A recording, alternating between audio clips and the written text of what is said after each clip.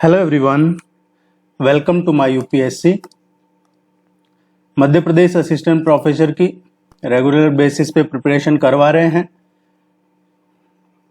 आपने अभी तक टेस्ट सीरीज ज्वाइन नहीं की है तो टेस्ट सीरीज ज्वाइन कर लीजिएगा। इस नंबर पे कांटेक्ट करके टेस्ट सीरीज ज्वाइन कर सकते हैं। वेबसाइट पे जाके भी आपके सब्जेक्ट के लिए या जनरल स्टडीज के पेपर के लिए टेस्ट सीरीज अवेलेबल है। हिंदी और इंग्लिश दोनों में अवेलेबल है।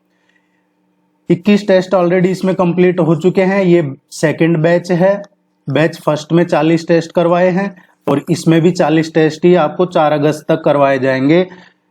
और भी कोई क्वेरी है, किसी को टेस्ट नहीं मिल रहे हैं तो आप इस नंबर पे मैसेज छोड़ दीजिएगा चेक करके, और आपको इवनिंग में टेस्ट सेंड कर दिए जाएंगे। रेगुलर अपडेट्स के लिए, प्रैक्टिस टेस्ट के लिए आप चैनल को भी सब्सक्राइब कर लीजिए अगर अभी तक नहीं किया है तो। Let's begin. मध्य प्रदेश ने वर्ष 2023 की इसी अवधि की तुलना में अप्रैल 2024 वित्तीय वर्ष में वस्तु एवं सेवा कर संग्रह में कितने प्रतिशत की वृद्धि हुई है। क्वेश्चन पूछ रहा है कि मध्य प्रदेश ने पिछले एक साल अप्रैल 2023 की जो अवधि थी उसकी तुलना में अप्रैल 2024 में जो गुड्स एंड सर्विस टैक्स है उसमें कितने परसेंटेज की वृद्धि हुई है। ये टोटल नहीं पूछ रहा है, कितनी वृद्धि हुई है वो पूछ रहा है। देखिए, अभी जो रिसेंट 2024 का अप्रैल का जो जीएसटी कलेक्शन आया है, टोटल पिछले एक साल की बात कर रहे हैं, लास्ट ईयर अप्रैल से और अभी अप्रैल 2024 तक, इसमें जीएसटी कलेक्शन में मध्य प्रदेश पूरे देश में टॉप पे है। जीएसटी कलेक्शन में भारत के राज्यों में ये शीर्ष स्थान पे है, पहले नंबर पे है मध्य प्रदेश, और इसमें 30% की वृद्धि हुई है। पूरे कंट्री की बात करें, देश की बात करें तो पिछले एक साल में जीएसटी कलेक्शन में जो वृद्धि हुई है वो 11% की हुई है। 11% का इसमें वृद्धि हुई है पूरे देश में। निम्नलिखित में से कौन सा मेमोरी उपकरण मुख्यतः गति के संदर्भ में कैश मेमोरी से बहुत समरूप है। ये जो कैश मेमोरी के बहुत समरूप है ये है एसआरएम। देखिए, ये डिटेल में बताया जा चुका है। डीआरएम, एसआरएम, एक डायनेमिक रैम होता है, एक स्टैटिक रैम होता है। एसआरएम जो होता है वो अस्थिर मेमोरी होती है। स्टैटिक रैंडम एक्सेस मेमोरी, ये एक रैंडम एक्सेस मेमोरी होती है। रैम जो हर बिट को, प्रत्येक बिट को स्टोर करने के लिए एक सर्किट का यूज करती है और इसीलिए ये अस्थिर मेमोरी होती है। इसका डेटा भी अगर जैसे कोई इंटरप्शन आता है सप्लाई का या कुछ, तो इसका डेटा भी कोलैप्स हो जाता है, नष्ट हो जाता है इसका डेटा भी। इसीलिए एसआरएम डीआरएम से अलग भी है। सी इसका थर्ड करेक्ट आंसर है।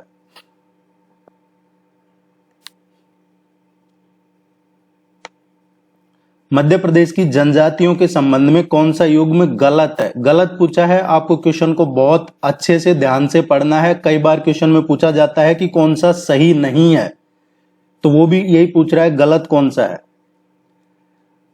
जनजातियों की बात हो रही है।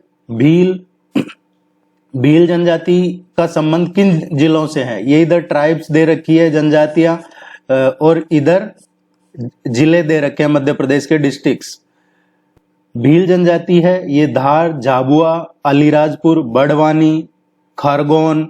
इसके अलावा आप देखेंगे तो बुरहानपुर, रतलाम, यहाँ पे भी भील जनजाति है। बैगा है ये मंडला, बालाघाट, डिंडोरी, सीधी, ये भी सही है। कोल, छिंदवाड़ा, जबलपुर। देखिए, कोल जो ट्राइब है ये छिंदवाड़ा जबलपुर में नहीं है। कोल ट्राइब्स है ये आपके रीवा या फिर सतना, शहडोल, सीधी, इन जिलों में पाई जाती है कोल जनजाति, तो ये गलत है। कोरकू है ये पूर्वी निमाड़, नर्मदापुरम, बैतूल, छिंदवाड़ा, इन जिलों में है। तो ये स्टेटमेंट, ये मैचिंग भी सही है। गलत पूछा हमसे कौन सा पेयर गलत है, तो ये सी इसका करेक्ट आंसर आएगा। देखिए, एक और है Gond tribes. Gond tribes mainly कहाँ पाई जाती है, मेनली जो पाई जाती है वो नर्मदा रिवर के जो दोनों बैंक्स है, दोनों किनारे हैं, वहां पे ज्यादातर गोंड ट्राइब पाई जाती है। या फिर सहरिया की बात करें तो सहरिया जनजाति है जो गुना है, शिवपुरी, राजगढ़, मुरैना, ग्वालियर, विदिशा इन जिलों में पाई जाती है। पारदी जनजाति है, सीहोर और रायसेन में पाई जाती है। क्वेश्चन यहाँ से आता है एग्जाम में, पिछले पेपर को देखा जाए तो ट्राइब्स का क्वेश्चन, इसीलिए ट्राइब से रिलेटेड किसी भी तरीके का क्वेश्चन हमारा गलत नहीं होना चाहिए। अगर यह ट्राइब होती है मंडला और शहडोल में है। एक पूछा प्रधान है, ये सिवनी, छिंदवाड़ा, बालाघाट, बैतूल इनमें पाए होते हैं। और एक शौर है, ये भी जनजाति है, छतरपुर है, पन्ना, टीकमगढ़, निवाड़ी, सागर, दामोह इनमें शौर जनजाति रहती है ज्यादातर। माड़िया अगर जनजाति का पूछा जाता है आपसे तो जबलपुर, मंडला, शहडोल, पन्ना, छिंदवाड़ा ये है। तो ये पूरा आपको जो भी जितनी भी जनजातियां हैं और जो उनका किस जिले से ज्यादा पाई जाती है, वहां ज्यादा संबंध है, ये पूरी डिटेल आपको टेस्ट सीरीज में सेंड कर दी जाएगी, आप निश्चिंत रहिए। वास्तुकला की प्रचलित मुगल और राजपूत शैली में भव्य दतिया पैलेस का निर्माण किसने करवाया था? देखिए, ये जो दतिया पैलेस है इसके और भी कई नेम हैं। ये है मुगल और राजपूत शैली का। तो इसका जो निर्माण है ये वीर सिंह देव ने करवाया था।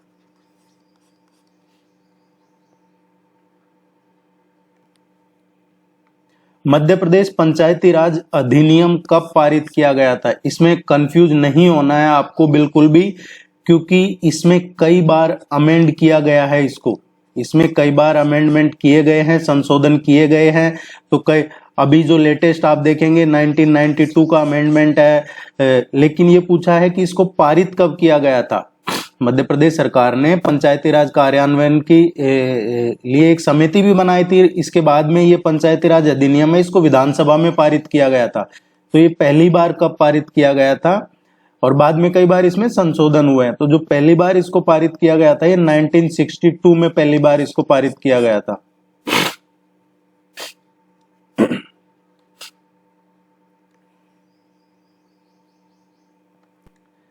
देखिए, टेस्ट सीरीज ज्वाइन कर लीजिएगा, अभी आपके पास 1 महीना है पूरा। यही राइट टाइम है प्रैक्टिस करने का, सफिशिएंट प्रैक्टिस करने का। आप टेस्ट सीरीज ज्वाइन करके प्रैक्टिस कर सकते हैं, या फिर कहीं से भी आपको जहां से लगे मैक्सिमम प्रैक्टिस कीजिए, जितना हो सके प्रैक्टिस कीजिए। कॉम्पिटिटिव एग्जाम का मतलब है कि आपका सिलेबस आपको पता होना चाहिए, उससे रिलेटेड आपने पढ़ा हो और फिर उसके बाद मैक्सिमम प्रैक्टिस हो। और अभी तक आपने पूरा नहीं पढ़ा है तो टेस्ट सीरीज ज्वाइन कर लीजिए, आपसे जितना हो सके प्रैक्टिस कीजिए। और फिर प्रैक्टिस ये जैसे पीडीएफ प्रोवाइड करवाते हैं आपको विथ डिटेल सॉल्यूशन, तो इसको पढ़िए और उसके बाद जो टेस्ट दिया जाता है, प्रैक्टिस टेस्ट का लिंक मिलता है, तो वो टेस्ट आप दीजिए। पहले पढ़िए फिर टेस्ट दीजिए। 5 दिन आप ये सब पढ़ लीजिए, फिर 2 दिन आप कुछ मत पढ़िए, सिर्फ और सिर्फ टेस्ट अटेम्प्ट कीजिए, ताकि आपको पता रहेगा कि आपके कहाँ पे इम्प्रूवमेंट की गुंजाइश है, कौन से सब्जेक्ट के क्वेश्चन गलत हो रहे हैं या फिर आपको समझने में प्रॉब्लम आ रही है। इस तरीके से आप धीरे धीरे 1 महीने में काफी कुछ यहां से अच्छा स्कोर कर सकते हैं। निम्न में से कौन सा राष्ट्रीय उद्यान 32 पहाड़ियों से घिरा हुआ है? ये 32 पहाड़ियों से जो घिरा हुआ है, ये गिरा हुआ है बांधवगढ़। ए इसका करेक्ट आंसर आएगा।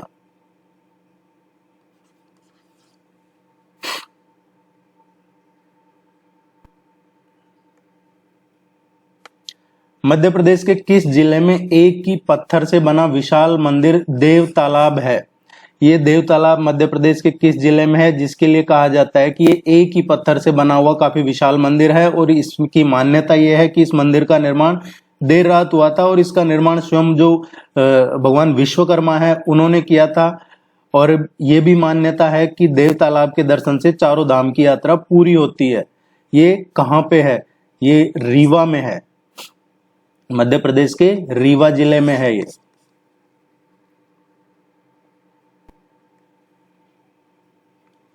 मध्य प्रदेश सरकार ने राज्य में पंचायती राज के कार्यान्वयन की जांच करने के लिए किसकी अध्यक्षता में ग्रामीण स्थानीय स्वशासन समिति की स्थापना की थी? पंचायती राज के कार्यान्वयन के लिए मध्य प्रदेश गवर्नमेंट ने किसकी अध्यक्षता में ये ग्रामीण स्थानीय स्वशासन समिति की स्थापना की थी? तो मध्य प्रदेश सरकार ने स्टेट में, राज्य में पंचायती राज के कार्यान्वयन के लिए और इसकी जांच करने के लिए एक कमेटी गठित की थी काशी प्रसाद पांडे की अध्यक्षता में। काशी प्रसाद पांडे की अध्यक्षता में एक कमेटी गठित की थी, किसके लिए? ग्रामीण स्थानीय स्वशासन समिति के लिए 1957 में, 1957 में ये कमेटी गठित की थी। और इस कमेटी की सिफारिश के आधार पे ही बाद में जो हमने अभी पढ़ा ऊपर, मध्य प्रदेश में विधानसभा में पंचायती राज अधिनियम 1962 में पारित हुआ।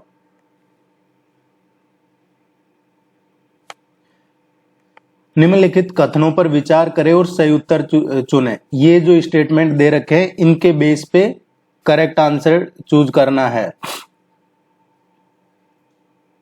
रीवा पन्ना पठार बुंदेलखंड पठार के उत्तर पूर्व में स्थित है। देखिए ये सब आपको पहले पढ़ाया जा चुका है, माउंटेन रेंज, हिल्स, प्लेट्यू। उम्मीद है ये वीडियोज आपने चैनल पे देख लिए होंगे। रीवा पन्ना का जो पठार है बुंदेलखंड पठार के ये उत्तर पूर्व में स्थित है। ये बिल्कुल सही है। जो रीवा पन्ना पठार है, रीवा पन्ना पठार को विंध्य भी कहते हैं, विंध्य पठार भी के नाम से भी ये जाना जाता है। कौन सा? रीवा पन्ना का पठार। और ये बुंदेलखंड पठार के नॉर्थ ईस्ट में है, उत्तर पूर्व में है। इसकी मैक्सिमम जो हाइट है रीवा पन्ना पठार की, ये कितनी है? 750 मीटर हाइट है इसकी मैक्सिमम। इसमें से कई बार पूछा जाए, अगर एग्जाम में आपसे पूछ लिया जाए कि केन, सुनार, टॉस, ये रिवर्स का जो अपवाह क्षेत्र कौन सा है, तो ये केन, सुनार और टॉस रिवर है, ये रीवा पन्ना पठार या इनका अपवाह क्षेत्र है। इसमें कौन से जिले आते हैं रीवा पन्ना के पठार में? दमोह है, पन्ना है, सतना है और रीवा है। ये मेनली ये 4 जिले इसमें आते हैं। तो ये स्टेटमेंट करेक्ट है। बुंदेलखंड का पठार क्षेत्र में ग्रेनाइट की चट्टानें हैं। जो बुंदेलखंड प्लेट्यू है इसमें ग्रेनाइट की चट्टानें हैं। देखिए बुंदेलखंड का पठार, ये जो क्षेत्र है इसमें ग्रेनाइट की चट्टानें हैं। इसकी जो ऊंचाई की बात करें, हाइट की, बुंदेलखंड प्लेट्यू की बात करें तो इसकी हाइट है जो 150 मीटर से और 450 मीटर के बीच में है। इस क्षेत्र की हाइट एवरेज जो देखा जाता है, लेकिन इसमें जो सबसे ऊंची चोटी है इसकी वो सिद्ध बाबा पहाड़ियां पे है। सिद्ध बाबा पहाड़ियां 1172 मीटर।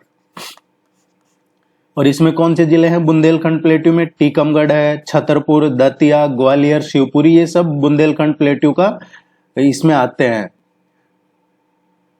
ये स्टेटमेंट भी सही है। नेक्स्ट जो पूछा गया है, बूंदी और करौली पहाड़ियां बुंदेलखंड का पठार की पश्चिमी सीमा का निर्माण करती है। तो देखिए जो मध्य भारत का पठार है, बुंदी और करौली पहाड़ियां बुंदेलखंड पठार की वेस्टर्न बाउंड्री का निर्माण नहीं करती हैं। एक्चुअली बूंदी और करौली पहाड़ियां हैं, ये जो मध्य भारत प्लेट्यू है उसकी वेस्टर्न जो बाउंड्री है वो बनाती है। जैसे चंबल, काली सिंध, पार्वती, ये नदियां उसमें आती है। मुरैना, भिंड, ग्वालियर, शिवपुरी, श्योपुर, गुना, मंदसौर, ये इस रीजन में ही आते हैं। ये स्टेटमेंट सही नहीं है। बी इसका करेक्ट आंसर है।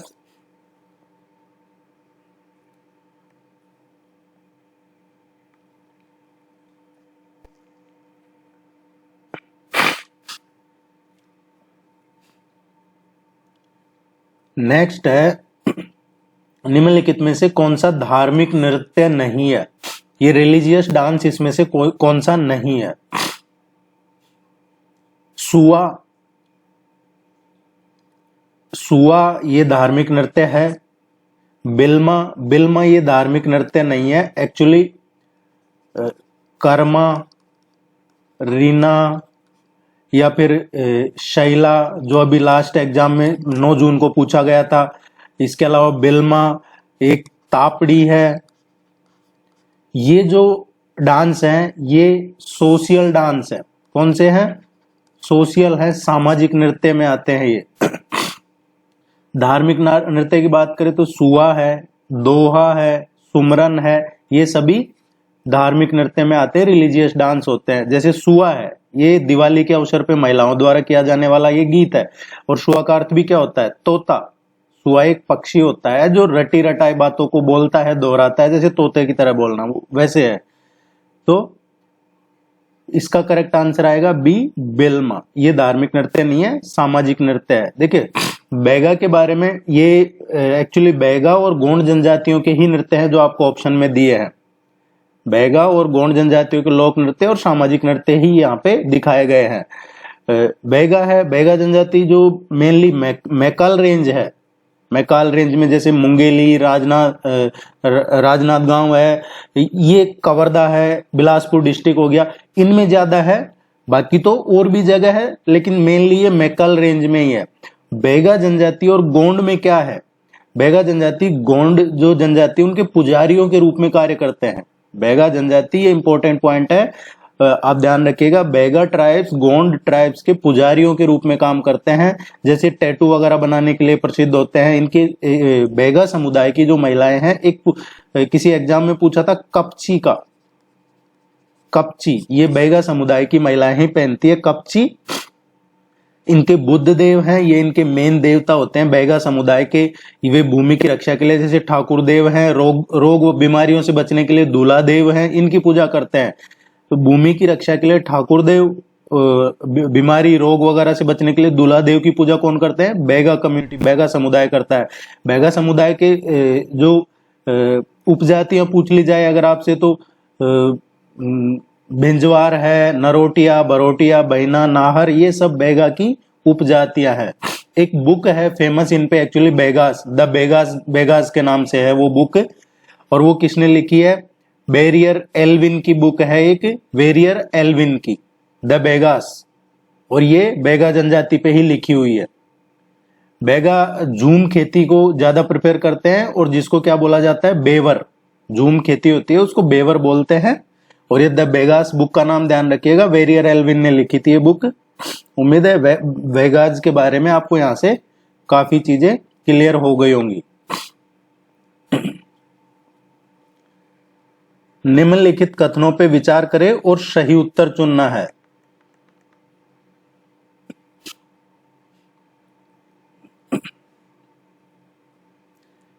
आर्कियन इयोन प्रोटोग्रेटाइज की चट्टानें पृथ्वी पर पहली कठोर चट्टानें हैं। आर्कियन इयोन की चट्टानें पृथ्वी पर पहली कठोर चट्टानें हैं। ये बिल्कुल स्टेटमेंट सही है और सही पूछा है। इन प्रारंभिक चट्टानों में, इन्हीं की बात हो रही है आर्कियन इयोन की, इन चट्टानों में जीवाश्म अवशेष नहीं मिलते हैं। इन चट्टानों में ये सही है, जीवाश्म अवशेष नहीं मिलते, क्योंकि उस समय पे पृथ्वी पर जीवन का विकास नहीं हुआ था, ऐसा माना जाता है। ये सही है। मध्य प्रदेश ने इस युग की चट्टानें बघेलखंड क्षेत्र में बघेलखंड नीश के रूप में पाई जाती है। बात हो रही है आर्कियन इयोन की, जो सबसे कठोर और प्रारंभिक चट्टानें हैं जिनमें जीवाश्म नहीं मिलते हैं, और ये मध्य प्रदेश में कहाँ पे पाई जाती है? बघेलखंड क्षेत्र में नहीं पाई जाती है। इस तरीके की जो चट्टानें हैं ये बुंदेलखंड रीजन में है, बुंदेलखंड क्षेत्र में है। ये स्टेटमेंट इनकरेक्ट है।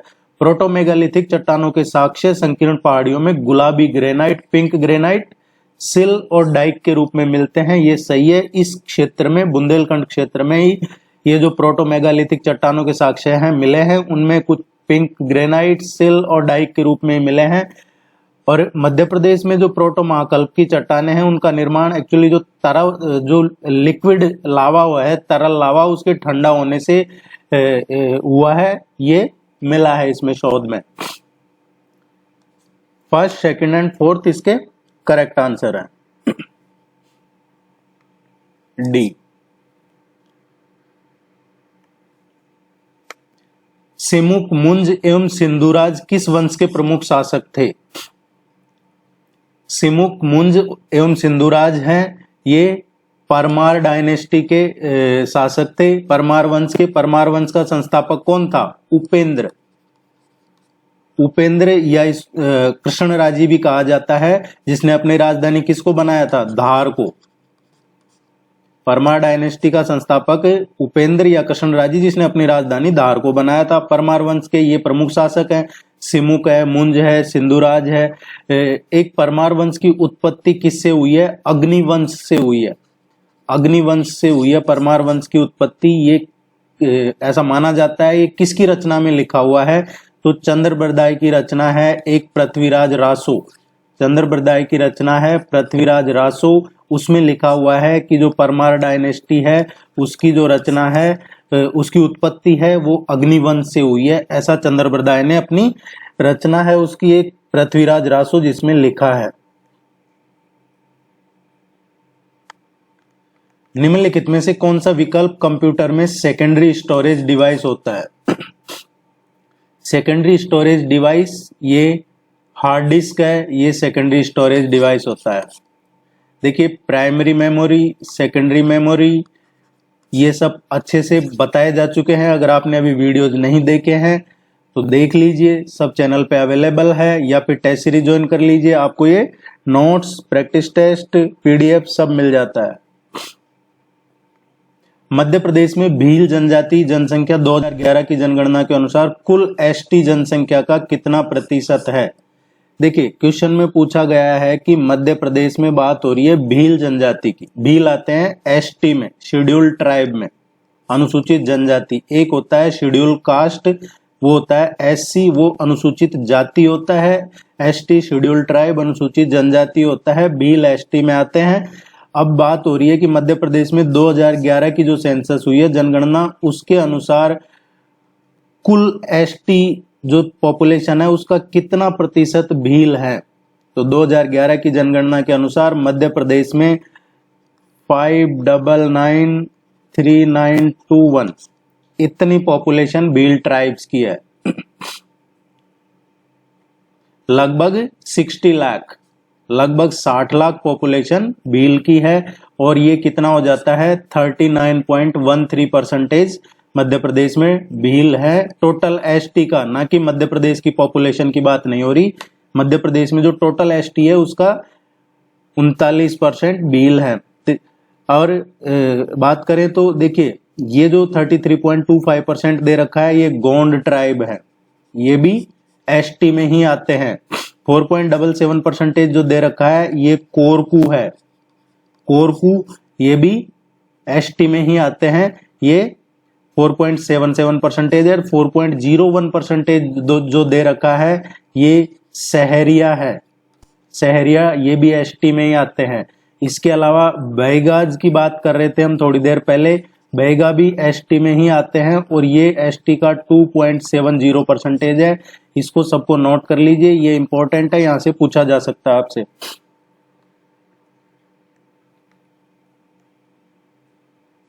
मध्य प्रदेश का जालियांवाला बाग किसे कहा गया है? मध्य प्रदेश का जालियांवाला बाग है ये 14 जनवरी 1930 को, 14 जनवरी 1930 को ब्रिटिश राज के दौरान हुआ था ये हत्याकांड, जिसका कारण ये पूरा नरसंहार था। एक चरण पादुका सत्याग्रह चल रहा था और उसी की वजह से ये हुआ। एक्चुअली हर साल चरण पादुका है, ये कहाँ मनाया जाता है? छतरपुर जिले में संक्रांति मेले का आयोजन होता है।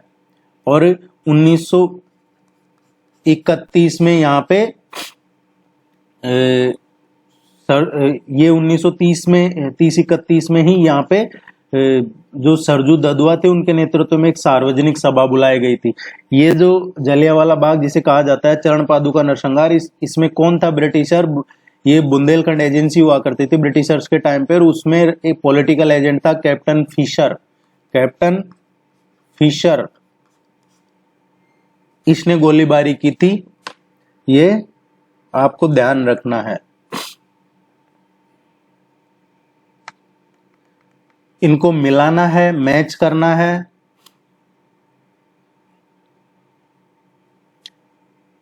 कंप्यूटर जनरेशन और इसमें कौन सी टेक्नोलॉजी यूज ली गई है? जो फर्स्ट जनरेशन के कंप्यूटर हैं उसमें वैक्यूम ट्यूब यूज लिया गया है, और ये कब का है? 1940s 50s। Second generation computer में ट्रांजिस्टर यूज लिया जाता था, ये 1950-60। थर्ड जनरेशन के कंप्यूटर हैं उसमें माइक्रो प्रोसेसर यूज लिया गया है। तो थर्ड जनरेशन के जो कंप्यूटर है उनमें माइक्रो प्रोसेसर यूज नहीं लिया गया था, इनमें आईसी इंटीग्रेटेड सर्किट यूज लिया गया था। और जो 4th जनरेशन के कंप्यूटर हैं उनमें माइक्रो प्रोसेसर यूज लिया गया है।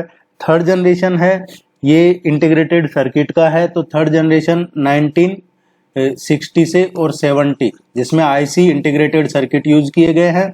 4थी जनरेशन है ये 1970 से और अभी प्रेजेंट तक चल रहा है। और नेक्स्ट जो है ये 5th जनरेशन है। 5th जनरेशन अभी प्रेजेंट से और फ्यूचर, अभी प्रेजेंट से और फ्यूचर तक। और 5th जनरेशन का पूछा जाता है तो एआई, आर्टिफिशियल इंटेलिजेंस। इस क्वेश्चन का जो करेक्ट आंसर आएगा 1st, 2nd, 4th, 3, सी इसका करेक्ट आंसर आएगा।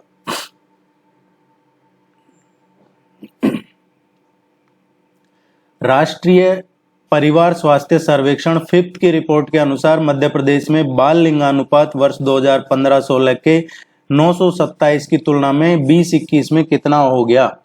ये हर 5 साल में ये सर्वे होता है, नेशनल फैमिली हेल्थ सर्वे। और अभी जो नेशनल फैमिली हेल्थ सर्वे है ये 5th हुआ है 2020-21 में, तो उसमें सुधार हुआ है। पहले जो 15-16 में हुआ था उसमें कितना था, चाइल्ड सेक्स रेशियो की बात हो रही है, 927 था, ये डेटा ध्यान रखिएगा। और अभी जो है ये 956 है। ये बात हो रही है चाइल्ड सेक्स रेशियो की। 2015-16 में 927 और 2020-21 में 956। वहीं ओवरऑल सेक्स रेशियो की बात करें, overall sex ratio as per national family health survey, तो 2015-16 में overall sex ratio Madhya Pradesh का 948 था। और अभी जो प्रेजेंट का लेटेस्ट 2020-21 का है ओवरऑल सेक्स रेशियो ये 970 हो गया है।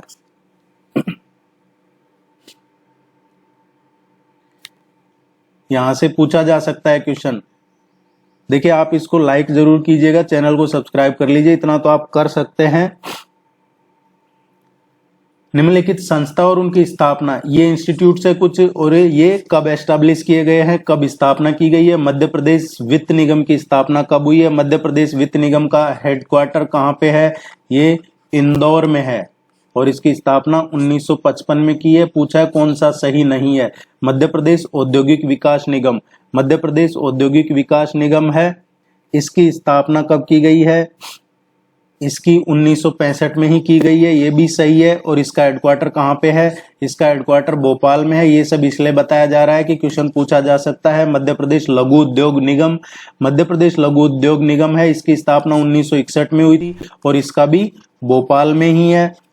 नेक्स्ट जो है आर्थिकी एवं सांख्यिकी निदेशालय, यह डायरेक्टरेट ऑफ स्टैटिस्टिक्स का है, जो है ये 1998 में नहीं हुई थी इसकी स्थापना। छत्तीसगढ़ जब मध्य प्रदेश से अलग हुआ है, जब इसकी स्थापना हुई है 1 नवंबर 2000 को। डी इसका करेक्ट आंसर आएगा। निम्नलिखित कथनों पर विचार करें और सही उत्तर चुनना है, इनमें से कौन सा सही है। जलोढ़ मिट्टी मुख्य रूप से मध्य प्रदेश के उत्तर पश्चिमी क्षेत्र में पाई जाती है, ये बिल्कुल सही है। मध्य प्रदेश का जो नॉर्थ वेस्टर्न एरिया है वहां पे जलोढ़ मिट्टी पाई जाती है और मेनली ये जो बुंदेलखंड और चंबल का इलाका है वो है। काली मिट्टी सतपुड़ा पर्वत श्रृंखला, मालवा पठार और नर्मदा नदी बेसिन में बड़ी मात्रा में पाई जाती है, ये स्टेटमेंट भी बिल्कुल सही है।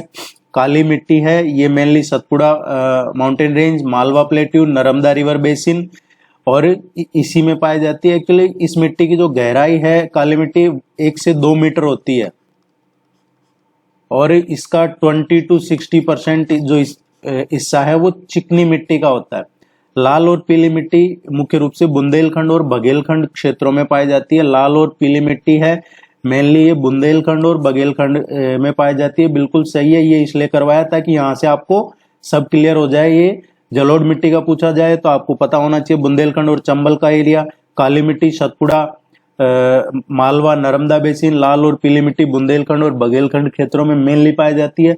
मिश्रित मिट्टी है ये मध्य प्रदेश के विंध्य क्षेत्र में पाई जाती है। देखिए पीला रंग, जो हम लाल और पीली मिट्टी की बात करें, इसका पीला रंग क्यों होता है, ये फेरिक ऑक्साइड की वजह से इसका पीला रंग होता है। और लाल रंग क्यों होता है, लोहे के जो ऑक्सीकरण है उसकी वजह से यौगिक बनते हैं और उसके कारण लाल होता है। मिश्रित मिट्टी विंध्याचल रेंज में विंध्य क्षेत्र में पाई जाती है, ये सही है।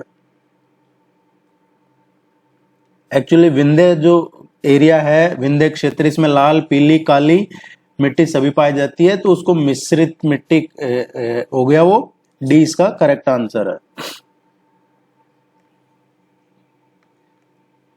निम्नलिखित कथनों पर विचार करें और सही उत्तर चुनें।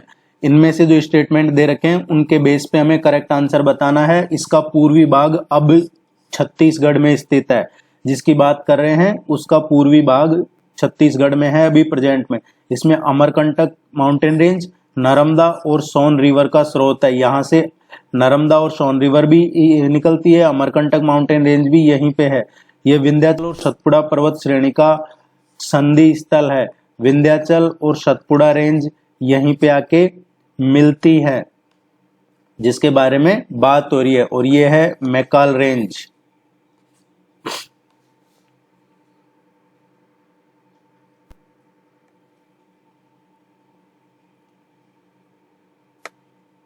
कैलाशनाथ काटजू का जन्म मध्य प्रदेश के किस स्थान पर हुआ था? कैलाशनाथ काटजू हैं ये मेनली तो देखिए इनका कहा जाता है कि इलाहाबाद के थे, लेकिन मेनली ये मूल रूप से कश्मीरी पंडित थे कैलाशनाथ काटजू, और इनकी जो कर्म भूमि थी वो इलाहाबाद थी। कैलाशनाथ काटजू है ये चौथे, भारत के चौथे, फोर्थ डिफेंस मिनिस्टर थे, रक्षा मंत्री थे भारत सरकार के। ये जो होम मिनिस्ट्री है उसमें भी ये चौथे होम मिनिस्टर रहे हैं। उड़ीसा की बात हो रही है, उड़ीसा के पहले राज्यपाल थे ये कैलाशनाथ काटजू, उड़ीसा के पहले राज्यपाल थे। पश्चिम बंगाल के भी ये पहले राज्यपाल थे कैलाशनाथ काटजू, और इनकी बुक है experiment in advocacy, A Colossus in the courts of justice. Experiment in advocacy, A Colossus in the courts of justice. एक बुक और है इनकी, द डेज आई रिमेम्बर। एक बुक और है इनकी, reminiscence and experiments in advocacy. ये कुछ बुक्स है जो आपसे पूछी जा सकती है, और इनका संबंध रतलाम से था। रतलाम में जावरा है, जावरा, वहां से। और ये मध्य प्रदेश के भी गृह मंत्री रहे हैं। बी इसका करेक्ट आंसर है। मध्य प्रदेश में पहला पंचायत चुनाव किस वर्ष में हुआ था? मध्य प्रदेश में देखिए पंचायत का हमने 2-3 चीजें पढ़ी हैं अभी। एक तो पंचायती राज के कार्यान्वयन के लिए जो ग्रामीण स्थानीय स्वशासन समिति की स्थापना की थी वो 1957 में एक कमेटी बनी थी काशी प्रसाद पांडे की अध्यक्षता में, और उसके बाद में ग्रामीण स्थानीय स्वशासन समिति की स्थापना हुई थी। और इसी कमेटी के रिकमेंडेशन के आधार पे 1962 में मध्य प्रदेश पंचायती राज अधिनियम पारित किया गया विधानसभा में, जिसमें अब तक कई बार अमेंड किया गया है। और उसके बाद में पहली बार मध्य प्रदेश में पंचायत चुनाव हुए थे 1963 में।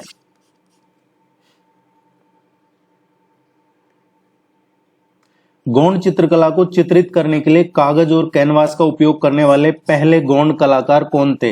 गोंड चित्रकला को चित्रित करने के लिए कागज और कैनवास का यूज करने वाले पहले गोंड कलाकार जनगढ़ सिंह श्याम थे। जनगढ़ सिंह श्याम। शांतिबाई की बात करें तो ये लालपुर शहडोल जिले की एक टैटू आर्टिस्ट थी। भूरीबाई है, ये पहली कलाकार थी जिन्होंने कागज पे पिथौरा चित्रकला बनाना शुरू किया था, पिथौरा चित्रकला। और जनगढ़ सिंह श्याम ये कागज और कैनवास पे इन्होंने गोंड चित्रकला को किया था।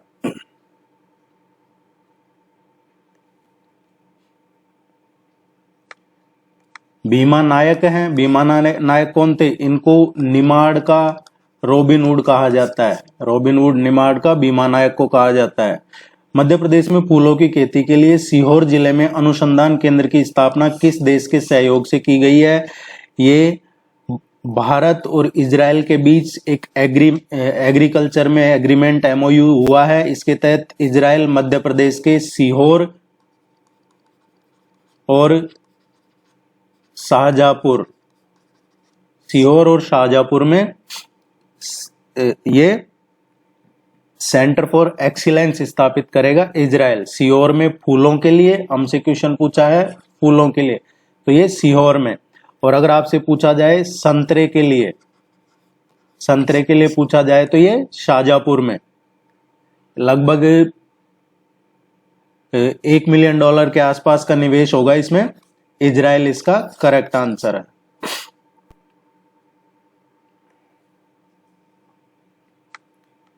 मध्य प्रदेश में मौसम विभाग का एकमात्र कार्यालय कहां पे स्थित है? ये इंदौर में है।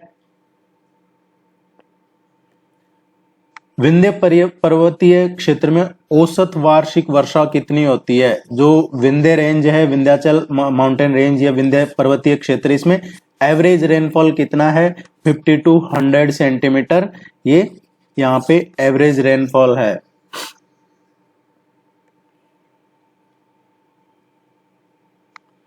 क्यूआर कोड में कितने पोजीशन डिटेक्शन पैटर्न होते हैं? क्यूआर कोड क्या है? Quick response code. QR code क्या होता है? क्यूआर कोड होता है quick response code. QR code दो दिशाओं में पढ़ा जाता है। ये एक तो ऊपर से नीचे की ओर पढ़ा जाता है और दाएं से बाईं ओर पढ़ा जाता है। क्यूआर कोड में इसमें 3 पैटर्न होते हैं। 3 पैटर्न होते हैं, इन्हीं को खोजक पैटर्न कहा जाता है। जो कहां पे होते हैं आपके क्यूआर कोड में? ये 3 पैटर्न होते हैं। ये लेफ्ट साइड में ऊपर बाईं ओर और राइट साइड में ऊपर की तरफ। तो ऊपर लेफ्ट और राइट दोनों ऊपर, और नीचे के कोने में ये यहाँ पे बाईं ओर। तो ये 3 पैटर्न होते हैं क्यूआर कोड में।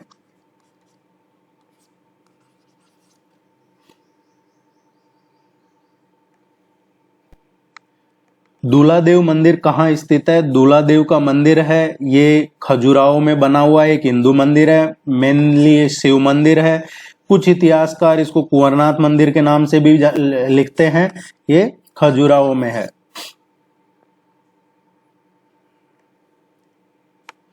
तारापुर दरवाजा निम्न में से किस दुर्ग में स्थित है? जो तारापुर दरवाजा है, देखिए 13वीं सदी में मांडू पे मुगलों ने कब्जा किया था।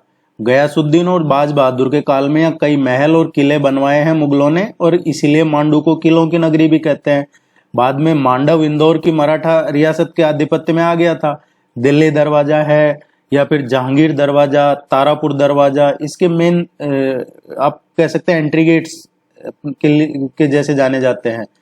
ये इसका करेक्ट आंसर। आपसे पूछा जाए दिल्ली दरवाजा, जहांगीर दरवाजा, तारापुर दरवाजा, ये सब मांडू में है। किलों की नगरी कहते हैं मांडू को। वेबसाइट पे जरूर विजिट कीजिएगा आपकी सब्जेक्ट की टेस्ट सीरीज के लिए या जीएस के पेपर, जनरल स्टडीज के लिए। इस नंबर पे कांटेक्ट कर सकते हैं। वीडियो के नीचे डिस्क्रिप्शन में कमेंट सेक्शन में लिंक मिल जाएगा। अभी तक अगर आपको टेस्ट सीरीज ज्वाइन कर रखी है और कोई टेस्ट नहीं मिला है तो आप इस नंबर पे मैसेज छोड़ दीजिए, आपको सेंड कर दिया जाएगा। अदरवाइज आप अपना ईमेल चेक कर लीजिए। ईमेल में inbox, spam folder, all male section कहीं ना कहीं मिल जाएगा। अदरवाइज आप इस पे मैसेज छोड़ दीजिएगा। मध्य प्रदेश राज्य क्रीड़ा परिषद के स्थान पर मध्य प्रदेश खेल प्राधिकरण का गठन कब किया गया? सबसे पहले तो हम ये देखते हैं कि मध्य प्रदेश राज्य क्रीड़ा परिषद है, इसका कब गठन हुआ? 1960 में। बाद में इसकी जगह मध्य प्रदेश खेल प्राधिकरण का गठन कब किया गया? ये 2011 में किया गया, 13 जून 2011 को। फिर आपसे ये और पूछा जा सकता है यहाँ पे कि खेल और जो कल्याण विभाग है, खेल और स्पोर्ट्स एंड वेलफेयर डिपार्टमेंट, ये अलग से कब स्थापना की गई थी? तो ये 1981 में। डिपार्टमेंट की बात हो रही है, प्राधिकरण की नहीं। तो खेल और कल्याण विकास, ये 1981 में इसकी स्थापना की गई थी।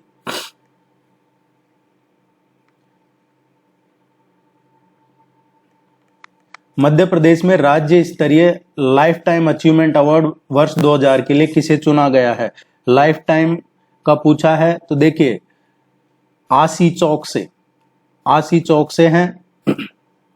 इनका संबंध किससे है?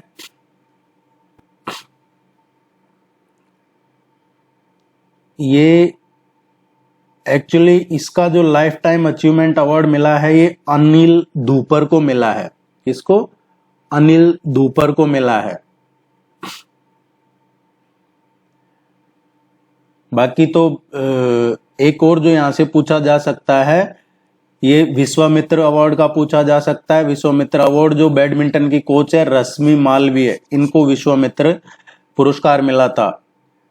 बाकी ये जो आशी चौक से हैं ये इसमें विक्रम अवार्ड में है, और प्रगति दुबे शायद एकलव्य अवार्ड में है। ये सारी डिटेल आपको बताई हुई है, पहले पढ़िएगा आप इनको अच्छे से। प्रगति दुबे को तो शूटिंग में मिला था विक्रम अवार्ड, विक्रम अवार्ड प्रगति दुबे को शूटिंग में मिला था। और ये एकलव्य अवार्ड मिला है इसको, आशी चौकसे को, इनको भी शूटिंग में ही मिला है।